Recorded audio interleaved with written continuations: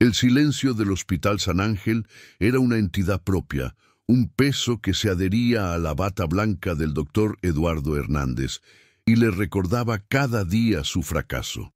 A través del cristal pulido de la sala de fisioterapia, su hija Valeria era una muñeca de porcelana rota, inmóvil en una silla de ruedas que parecía un trono de desesperanza. 2 años y medio de vida y ni un solo paso. Un veredicto susurrado por cada especialista como una sentencia inapelable.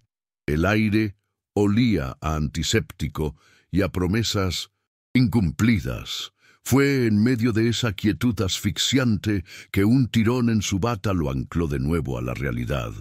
Bajó la vista y se encontró con unos ojos demasiado viejos para un rostro de niño.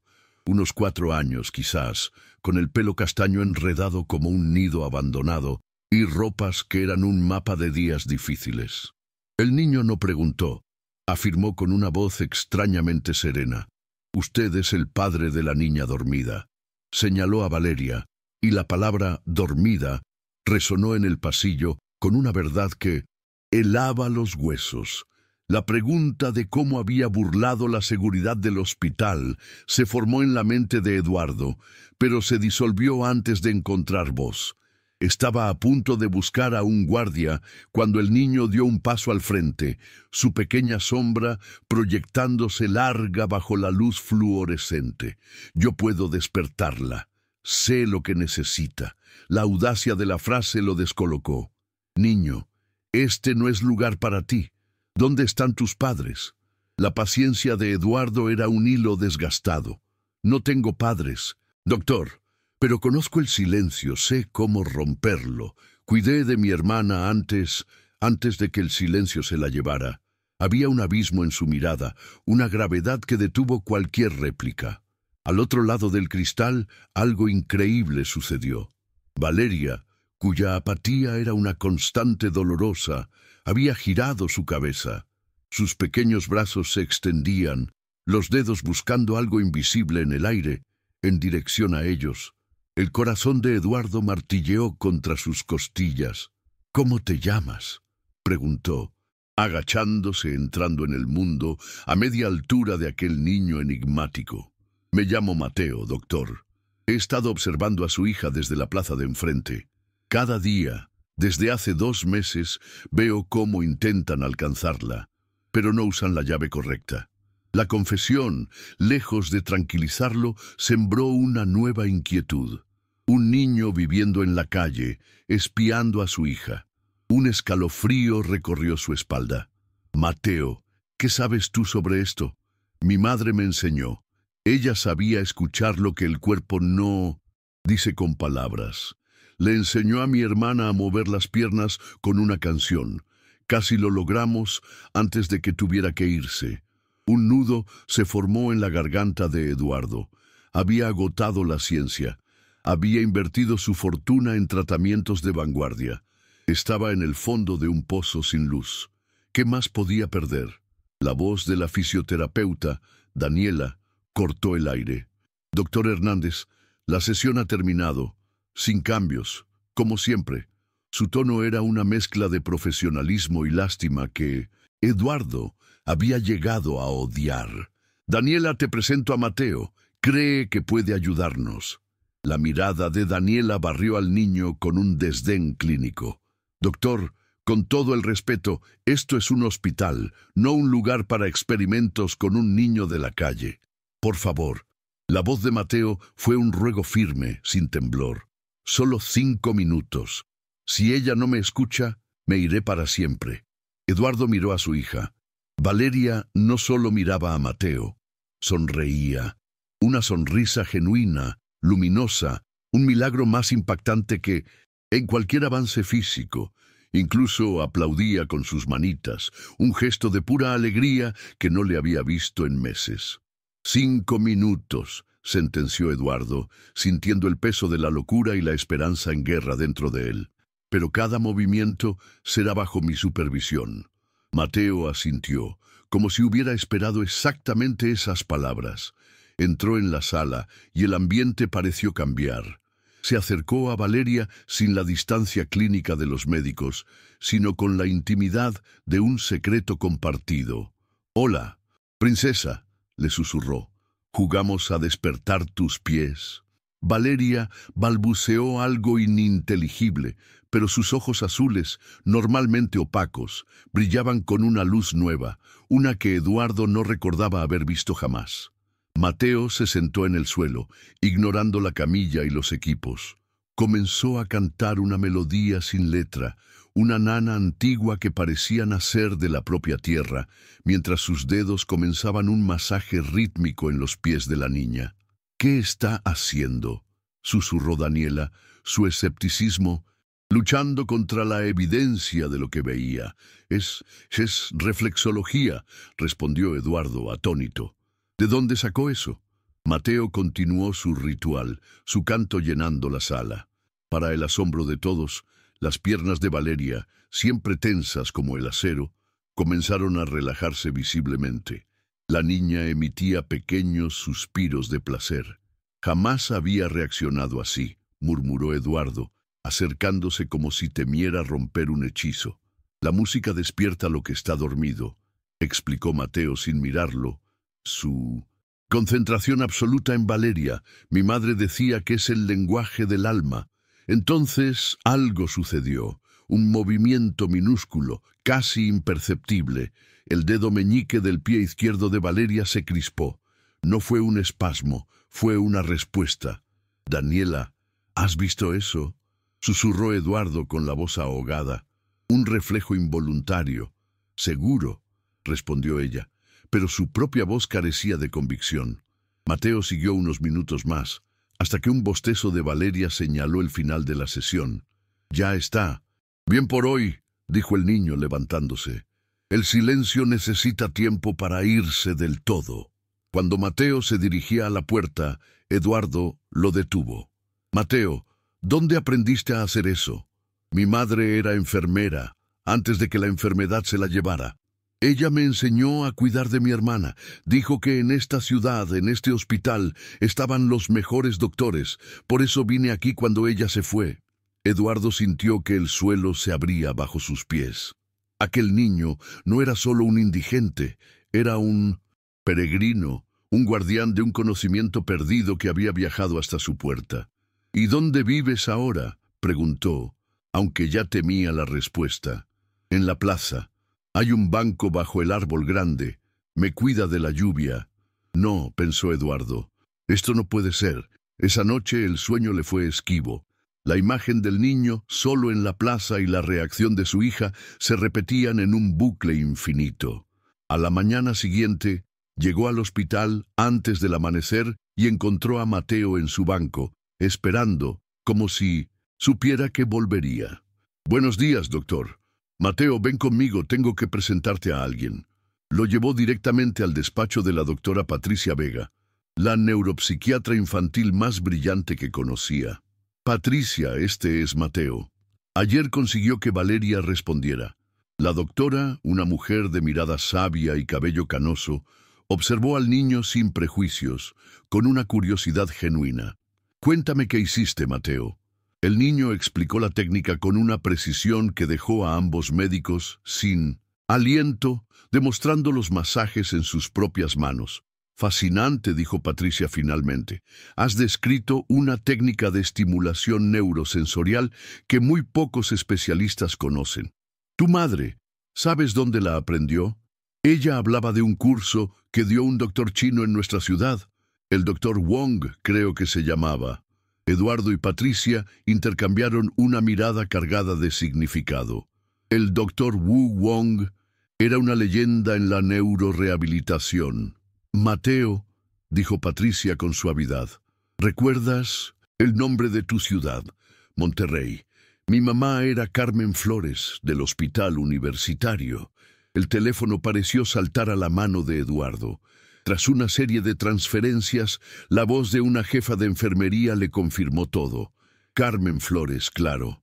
Una de nuestras mejores. Hizo un curso con el doctor Wong en 2020. Una terrible pérdida. Dejó un niño pequeño, pero perdimos su rastro». Eduardo colgó, con los ojos anegados en lágrimas. Tu madre era una mujer extraordinaria, Mateo, y te dejó su legado. Entonces, puedo seguir ayudando a Valeria. No solo puedes, dijo Patricia, debes, pero primero vamos a sacarte de esa plaza. No serías una carga, Mateo, dijo Eduardo, arrodillándose para que sus ojos quedaran a la altura de aquel universo de sabiduría infantil. Serías una bendición. ¿Por qué no te quedas en mi casa mientras ayudas a Valeria? Hay un cuarto que no usamos. Estarías cerca. Los ojos de Mateo se inundaron de unas lágrimas que se negaba a derramar. ¿De verdad haría eso por mí? Lo haré, sentenció Eduardo, pero prométeme algo.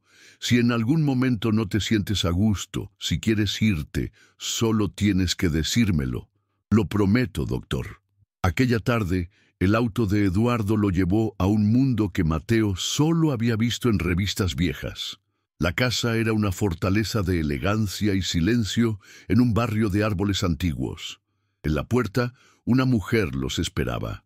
Su sonrisa era cálida, pero sus ojos lo estudiaban con una intensidad que lo inquietó.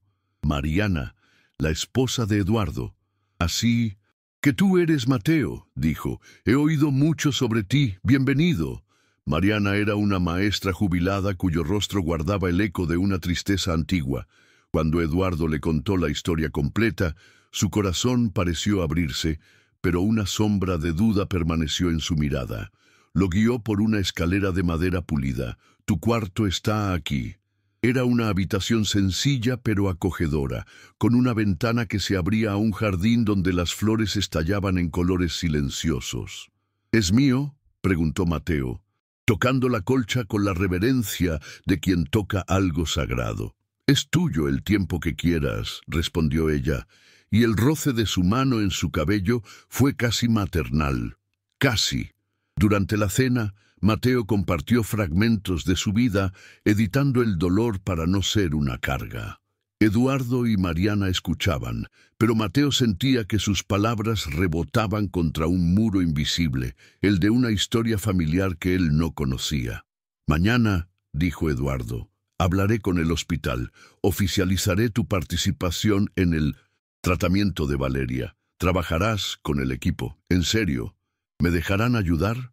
Podrás y lo harás, afirmó Eduardo, pero también harás cosas de niño, jugar, aprender, ser feliz. La rutina comenzó al día siguiente, 2 horas cada mañana con Valeria, aplicando las técnicas de su madre. Las tardes eran para ser un niño bajo la tutela de Mariana. Pero mientras los avances de Valeria se convertían en el milagro susurrado en los pasillos del hospital, una tormenta se gestaba en otro frente. La niña, que antes era un ser pasivo, ahora movía los dedos de los pies a voluntad, luego los tobillos. Respondía a las canciones de Mateo con sonrisas y balbuceos que empezaban a sonar como palabras. «Doctor Hernández», admitió Daniela una semana después, «me equivoqué. Los avances son innegables. Son genuinos», confirmó la doctora Patricia, que supervisaba cada sesión. Los encefalogramas muestran actividad en zonas cerebrales que dábamos por muertas, pero no todos compartían el asombro. El doctor Alejandro Martínez, jefe de neurología y un hombre cuya ambición superaba su empatía, veía en Mateo una amenaza. «Eduardo, esto es un disparate», espetó en una reunión de departamento. «Tu dolor de padre te está cegando. Estás permitiendo que un niño de la calle, sin ninguna formación, aplique placebos en tu hija. Y si algo sale mal, la reputación de este hospital quedará en entredicho». «Alejandro, los resultados están ahí», respondió Eduardo, conteniendo la rabia. «Mateo no hace nada peligroso.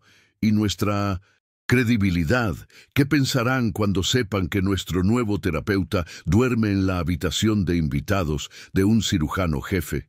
La insinuación era venenosa. «Mateo no es un niño de la calle, es un niño que perdió todo y cuyo conocimiento está ayudando a mi hija. Si eso amenaza tu ego, el problema es tuyo». La discusión se agrió y el doctor Alejandro prometió elevar el caso a la dirección general. Eduardo sabía que la batalla apenas comenzaba. Esa noche, la tensión del hospital se filtró en la casa. Mateo percibió la preocupación en el rostro de Eduardo. «Doctor, si soy un problema, puedo irme». «No eres el problema, Mateo. El problema son las mentes pequeñas que temen a lo que no comprenden. Mi madre decía que el bien siempre encuentra resistencia, pero que eso es una señal de que vas por el camino correcto. Tu madre era una mujer muy sabia». La semana siguiente, la amenaza del doctor Alejandro se materializó. Con el respaldo de otros médicos conservadores, presentó una queja formal. El director, en general, el doctor Roberto Gutiérrez, un hombre cuya lealtad a la institución era legendaria, convocó a Eduardo a su despacho. «Eduardo, entiendo tu desesperación, pero mi deber es proteger al hospital. Tenemos protocolos. Doctor, solo le pido que vea los resultados. Valeria ha progresado más en 2 semanas que en 2 años. Lo sé, pero está el asunto legal. Asumo toda la responsabilidad. No es tan simple.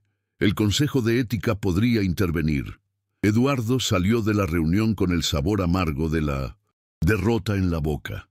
Sentía que el tiempo se agotaba. Esa tarde, mientras buscaba un libro para colorear en un viejo armario del pasillo, Mateo encontró una pequeña caja de madera. Dentro, junto a unas fotos de una Valeria bebé, había una imagen que no encajaba, una mujer hermosa de cabello oscuro, que no era Mariana, abrazando a Eduardo.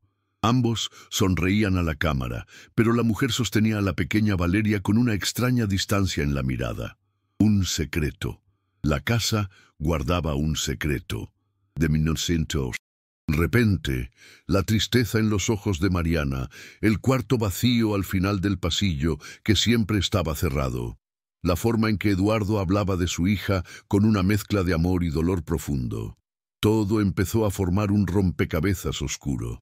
Cerró la caja justo cuando Mariana aparecía en el pasillo. «¿Qué haces, Mateo?» «Buscaba colores, tía Mariana». Su voz sonó más aguda de lo normal. Mariana lo miró, luego a la caja, y una expresión indescifrable cruzó su rostro por un segundo antes de volver a componer su sonrisa amable. «Ah, claro. Ven, creo que tengo unos nuevos en la cocina». El incidente fue breve, pero sembró en Mateo una semilla de desconfianza. ¿Quién era esa mujer? ¿Y por qué sentía que preguntar sería cruzar una línea invisible pero peligrosa? A la mañana siguiente, una presencia inesperada lo esperaba en el hospital. Una mujer mayor, de una elegancia imponente y cabello blanco, observaba a Valeria a través del cristal. «Tú debes de ser Mateo. Soy Guadalupe, la abuela de...» «Valeria, he oído hablar del milagro que estás obrando». Mateo se quedó helado. «¿La mamá del doctor Eduardo?» «No, querido. Soy la madre de Mariana, la primera esposa de Eduardo». El mundo de Mateo se tambaleó. «¿Primera esposa? Perdone, señora, no entiendo». Guadalupe suspiró notando la confusión del niño. «Ay, este Eduardo y sus secretos. Sofía, ella es la madre biológica de Valeria. Se fue cuando supo que la niña nunca sería normal».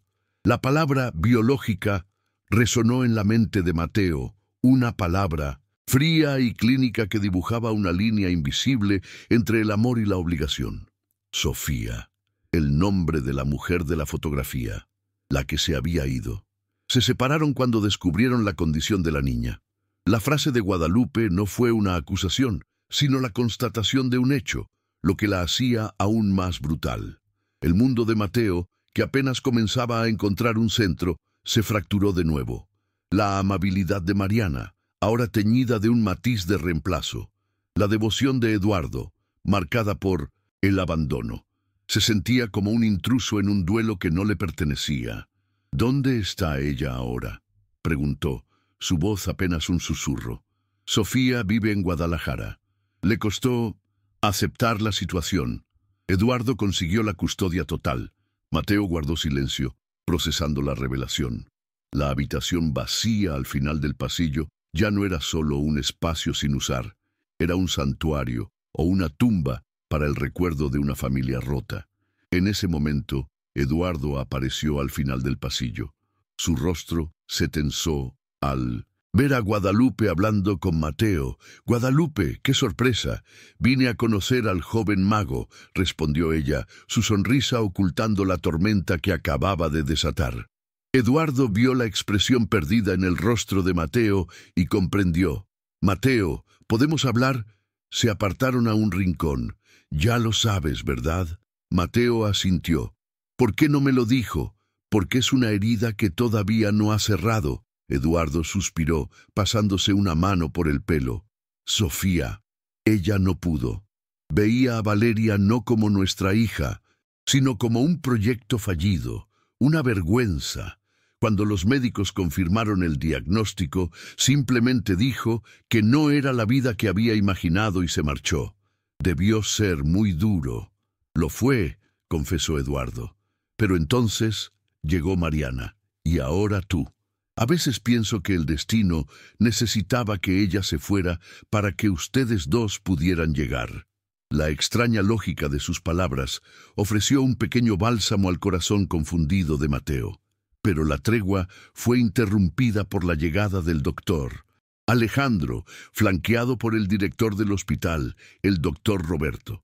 Sus rostros eran máscaras de severidad. «Eduardo, tenemos que hablar. Ahora», dijo Alejandro con tono perentorio. «Mateo, ve a la sala con Valeria», le indicó Eduardo, su voz tensa pero firme.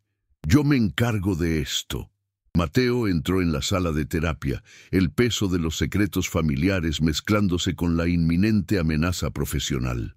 Valeria lo recibió con una sonrisa que por un momento disipó todas las sombras. «Hoy vamos a intentar algo nuevo, princesa», dijo Mateo, su voz encontrando un refugio en la rutina. Comenzó con los masajes, el canto llenando la habitación, pero esta vez llevó a Valeria al borde de una camilla baja, posicionando sus pies para que tocaran el suelo. «Vamos a sentir el mundo, Vale. Vamos a imaginar que pisamos la arena caliente». Tomó sus manitas y comenzó a balancearlas suavemente, simulando pequeños saltos. Y entonces ocurrió. Valeria, por primera vez, hizo fuerza con sus piernas. Un intento, claro, deliberado, de empujar contra el suelo. «Eso es, princesa, lo estás sintiendo». Afuera, Guadalupe observaba por el cristal, con las manos apretadas contra el pecho, susurrando una oración.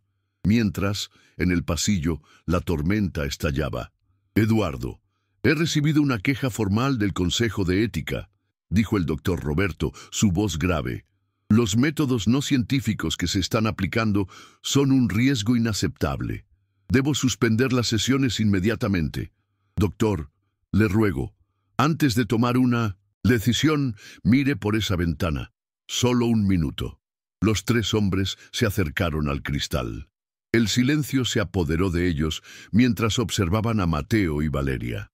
La niña, antes inerte, ahora luchaba por ponerse de pie, sus pequeñas piernas temblando, respondiendo a las órdenes de un niño que le cantaba al oído.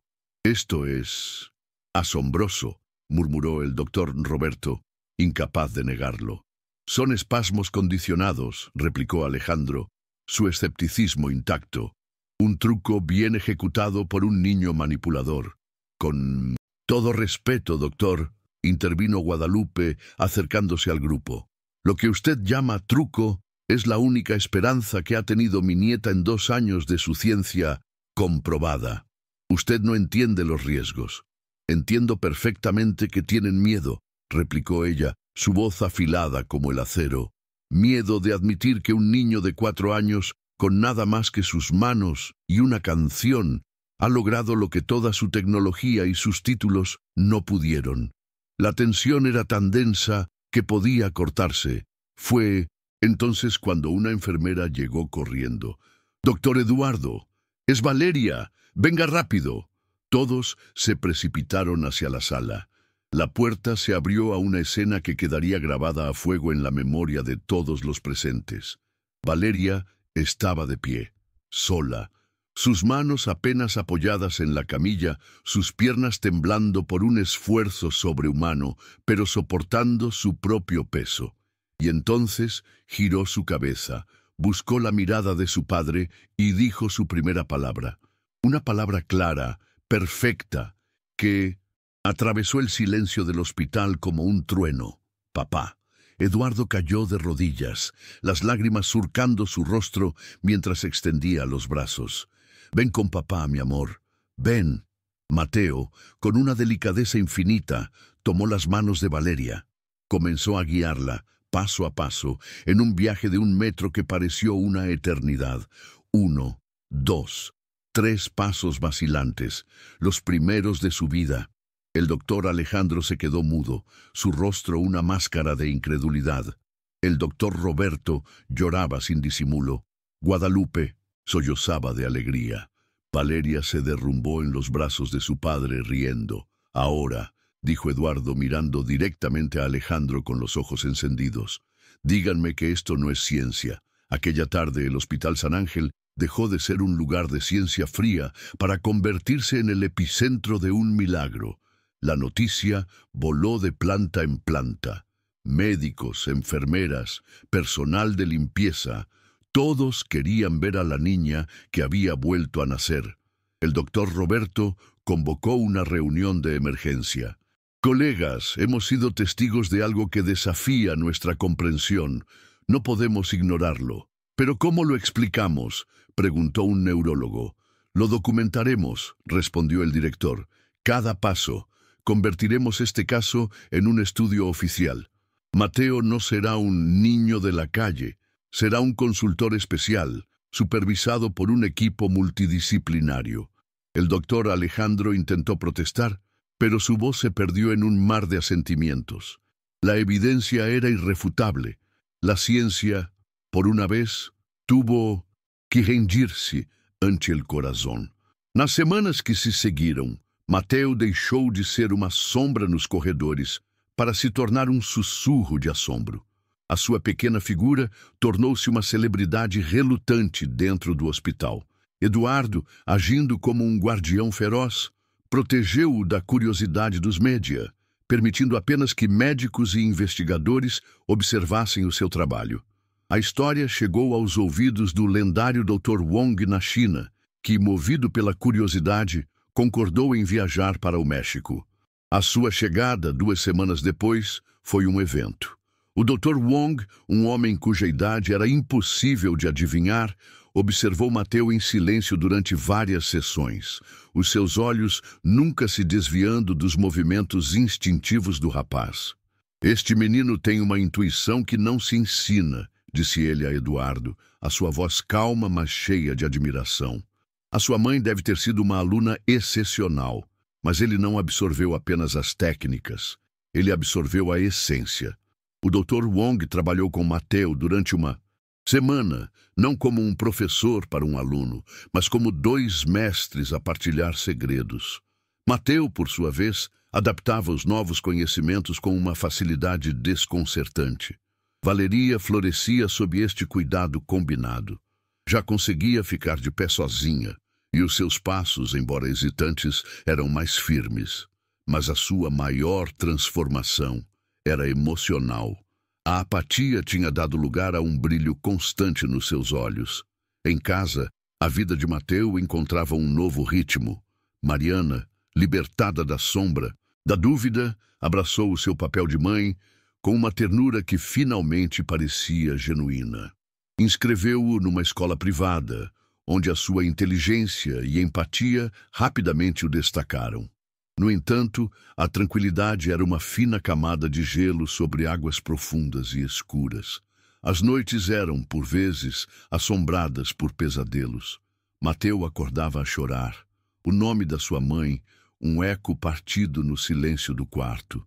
Mariana era sempre a primeira a chegar, consolando-o, mantendo viva a memória de Carmen. «A tua mãe estaria tão orgulhosa de ti, Mateo», sussurrava ela. «Ela ensinou-te a curar, e agora estás a usar esse dom. Sinto a falta dela, tia Mariana. Eu sei, meu amor, mas lembra-te, o amor dela vive dentro de ti. 2 meses após os primeiros passos de Valeria, quando uma frágil normalidade parecia ter se instalado, o passado regressou sem aviso. Sofia, a mãe biológica, apareceu na recepção do hospital, uma figura elegante e fria que parecia pertencer a outro mundo. O coração de Eduardo parou. Olá, Eduardo. Sofia, o que fazes aqui? Soube que a Valéria está a andar. Vim ver se era verdade. E por que é que te interessas agora? As pessoas mudam. Talvez eu me tenha precipitado. A raiva subiu pela garganta de Eduardo. Não podes simplesmente aparecer e esperar que as portas se abram. Legalmente, ainda sou a mãe dela. A discussão foi interrompida pela chegada de Mateu, guiando uma Valéria radiante que caminhava lentamente ao seu lado. Ao ver o pai, ela soltou a mão de Mateu e deu os últimos passos, sozinha, abraçando as suas pernas. Papá! O impacto em Sofia foi visível. Nos seus olhos, uma mistura de choque, admiração e algo que se assemelhava a arrependimento. Valeria, chamou ela suavemente. A menina olhou para ela como para uma estranha. E tu, quem és? Perguntou Sofia a Mateu, a sua voz afiada. Sou o Mateu. Ajudo a Valéria a andar. Ajudas a andar? Como? A explicação de Mateu, breve e séria, apenas aumentou o espanto de Sofia. Eduardo, podemos falar em privado? Quando se afastaram, a fachada de Sofia desmoronou-se. Não posso acreditar. Os médicos disseram que era impossível. Disseram que era improvável, Sofia, não impossível. Mas tu não quiseste esperar para ver. Eu sei que errei. Tive medo. Não consegui aceitar que a nossa filha fosse diferente. Ela não é diferente, é especial. E agora, o que posso fazer? Eduardo não sabia a resposta. A chegada de Mariana, que tinha ido buscar Mateu à escola, acrescentou outra camada de tensão. Sofia, Mariana. O encontro foi um choque de 2 mundos. Vim ver a minha filha. A tua filha, repetiu Mariana, a sua voz a tremer. A Valéria não é um objeto que possas abandonar e reclamar. A discussão foi interrompida pela chegada de Guadalupe, a avó. Sofia, que surpresa! A sua presença calma conseguiu momentaneamente acalmar a situação. Mariana, meu amor, por que não levas o Mateu para brincar no jardim? Disse ela, tentando proteger a neta daquela atmosfera tóxica. Quero ficar com o Mateu, disse a menina. A sua lealdade era inabalável. Sofia passou o resto da tarde a observar. Viu a confiança cega da sua filha em Mateu, a forma como os seus sorrisos eram reservados para ele. No final do dia, pediu para falar com o rapaz a sós. Mateu, por que a ajudas? O que ganhas com isso? Não ganho nada. Gosto de a ajudar. Quando ela sorri, lembra-me da minha irmã. E sinto que a minha mãe fica orgulhosa. O coração de Sofia apertou-se.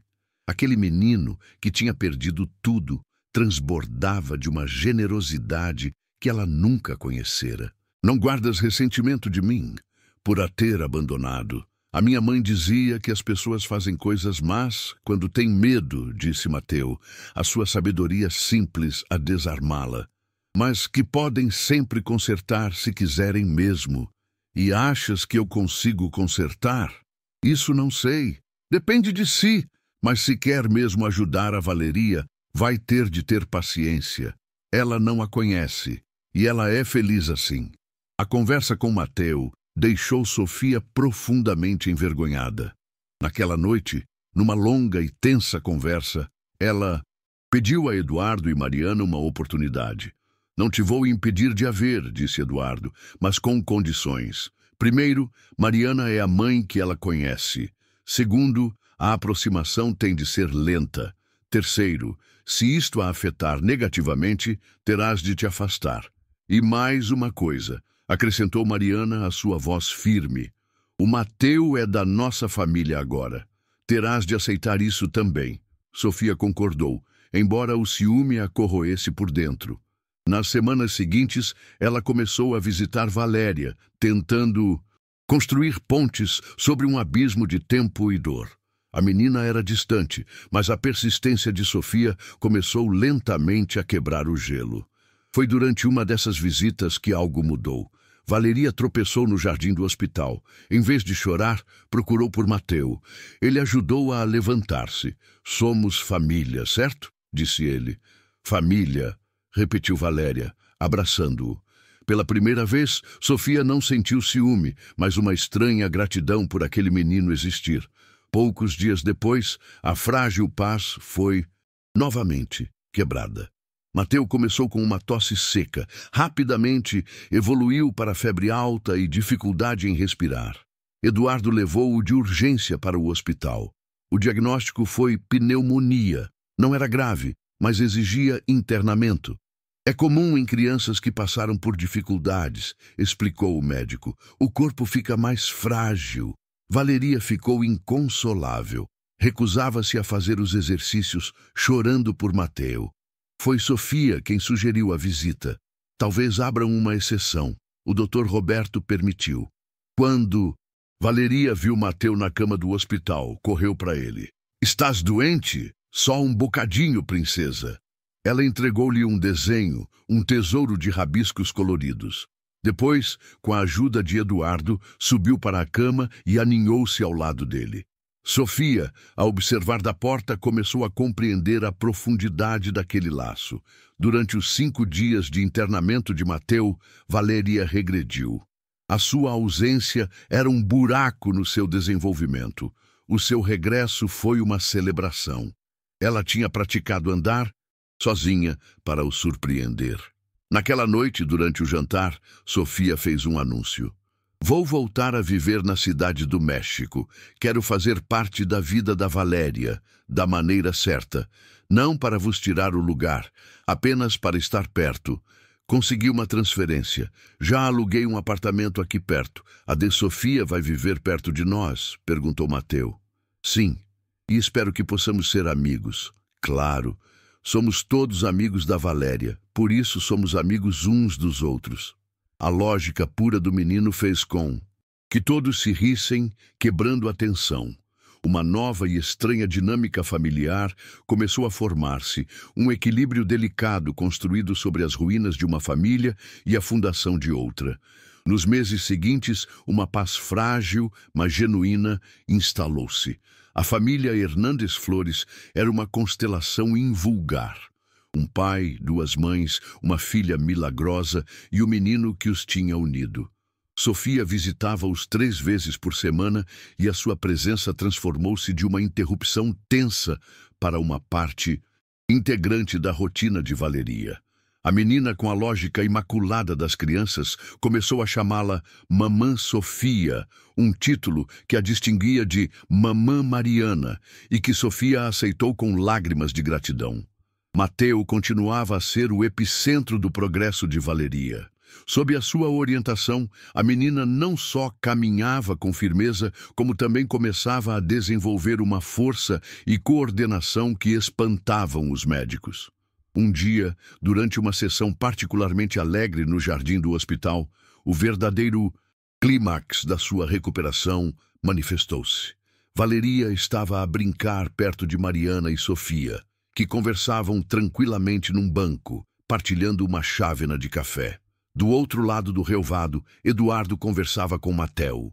Valeria olhou de um grupo para o outro, vendo pela primeira vez não os fragmentos de uma família, mas um todo completo e harmonioso. Uma alegria pura e avassaladora encheu o seu pequeno peito. E então ela correu. Não foi uma corrida vacilante ou instável.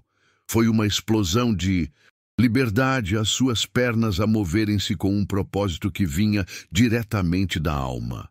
Valeria correu! Gritou Mateu, a sua voz cheia de euforia. Todos se viraram. Eduardo chorou abertamente. Mariana e Sofia levantaram-se, abraçando-se instintivamente, as suas diferenças dissolvidas naquele momento perfeito. Papá, eu corri! Gritou Valéria, atirando-se para os braços de Eduardo. Sim, meu amor, tu voaste. Foi nesse clima de vitória que o Dr. Wong regressou com uma proposta que testaria a força daquela família recém-formada. Uma bolsa de estudo para Mateu, num programa de elite para jovens talentos em neuroreabilitação em Pequim. É uma oportunidade única, explicou o Dr. Wong. Ele poderia mudar o futuro da medicina. A notícia caiu como uma bomba silenciosa. A ideia de se separarem de Mateu era insuportável. Ele tem apenas 5 anos, protestou Mariana. E a Valéria? Perguntou Eduardo. Quem a ajudará se eu for? Sussurrou Mateu, o seu coração dividido. Foi Sofia quem encontrou a coragem para dizer o que todos temiam. Mateu, a Valéria já não precisa que a carregues. Tu ensinaste-a a voar sozinha. A tua mãe deu-te um dom para o mundo, não apenas para nós. Deixar-te ir é a única forma de honrarmos o teu dom e a tua mãe. Olhou para Mariana e Eduardo. E é a única forma de provarmos que o nosso amor por ti é verdadeiro, não egoísta. As palavras de Sofia, nascidas do seu próprio doloroso percurso de redenção, selaram a decisão. Na conversa com Valéria, Mateu explicou que precisava de ir aprender a ajudar outras crianças. Vais voltar? Perguntou ela, os seus olhos a espelharem os dele. Prometo, princesa. A despedida foi um evento que parou o hospital. O doutor Alejandro, com uma humildade que ninguém lhe conhecia, fez um discurso. Este menino ensinou-nos que o verdadeiro conhecimento não vem apenas dos livros, mas do coração. A medicina esqueceu-se disso. Ele lembrou-nos. Eduardo, Mariana e Mateu viajaram para a China. Durante 1 ano, Mateu mergulhou nos estudos, a sua mente a absorver conhecimento como uma esponja. As videochamadas com Valeria eram o seu farol. Ela, por sua vez, continuava a florescer, a sua independência a crescer a cada dia. Quando Mateu regressou, 1 ano depois, encontrou uma Valeria transformada. Aos seus quase 4 anos, ela andava de bicicleta e frequentava uma escola normal. «Mateu!» gritou ela no aeroporto, correndo para os seus braços. A sua amizade retomou-se como se nenhum dia tivesse passado. Anos mais tarde, no 10º aniversário de Valeria, a casa estava cheia de risos.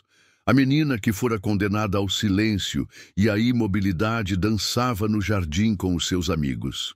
Eduardo olhava para a cena, o seu coração a transbordar. Mariana estava ao seu lado. Sofia, agora casada com um pediatra que tinha conhecido no hospital, conversava animadamente com Guadalupe. E Mateu, agora um adolescente de 15 anos, observava Valeria com o orgulho de um irmão mais velho. Estava prestes a tornar-se o fisioterapeuta mais jovem a formar-se no México. Sabes qual foi o verdadeiro milagre? Disse Eduardo a Mariana. Não foi a Valéria ter voltado a andar. Foi ele, apontou para Mateu. Nós pensávamos que o estávamos a salvar da rua, mas foi ele que nos salvou a todos. Ele não curou apenas as pernas da nossa filha. Ele curou a nossa família partida. Mais tarde, naquela noite, Mateu encontrou Valéria sentada no jardim, a olhar para as estrelas. Obrigado por me teres ensinado a andar, disse ela. Obrigado por me teres ensinado que o amor verdadeiro pode curar qualquer coisa, respondeu ele. Eles eram a prova viva disso. Uma história de um menino órfão que encontrou uma família e de uma menina que encontrou a força para caminhar. Ambos guiados por um amor que desafiou a ciência, reescreveu o destino e provou que os maiores milagres não vêm em frascos de farmácia, mas sim do interior de um coração generoso. Como reaccionarias si estuvieras en el lugar del personaje? Deja tu reflexión en los comentarios. Si te emocionaste con esta historia, no olvides suscribirte al canal y compartir este video con tus amigos.